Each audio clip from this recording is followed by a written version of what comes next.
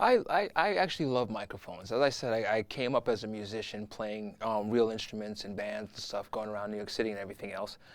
And when I first started working in studios, we did a lot of, actual recording. It's funny to say actual recording. What I mean by that is, musicians show up in the morning, set their equipment up. We'd spend a couple of hours putting mics in very specific places and taking it from there and recording things. And it's actually, if you're going to work with live musicians, working with people who play instruments and turn amplifiers on and hit drums and bang on pianos, you got to get your mic technique down. And there's two things that you should always think about it.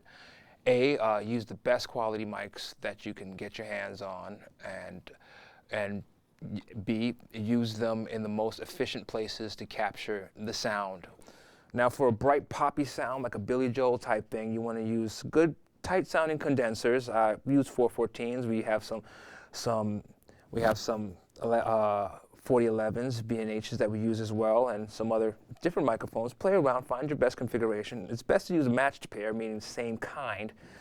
And you take them and sort of point them out like this and record where the hammers are. And that's going to give you that like poppy, Billy Joel-ish type sound. The brightness of the piano and the attack of the strings is going to be right here. Another more general concept is you have these holes here, which we call the sound holes. If you place a mic right about here, find a good distance from it. I would say within 5 to 6 inches about there. And another mic pointed at the lower set of strings, sort of into the cavity.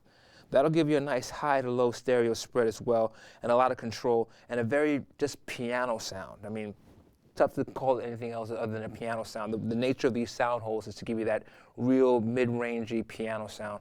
So it's going to give you like a piano sound that's going to fit well in a mix. To go for a classical sound, like a solo pianist or something doing, more classical music style, oftentimes you'll take two mics right about here.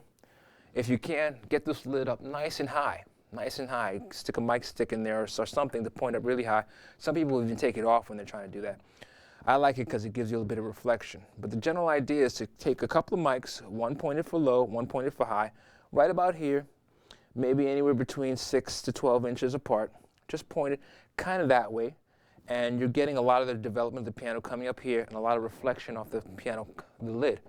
And that's going to give you a nice big, warm, lush, acoustic, classical piano sound. And another thing about that method is a certain trick is to try using Omni mics. If you have a nice quiet room with a nice space, Omni mics right here will give you a huge sounding piano that's going to sound great, just beautiful for a solo piano. Try other things if you like. You can try 3 mics. I like also maybe for more warmth, putting a mic way back here.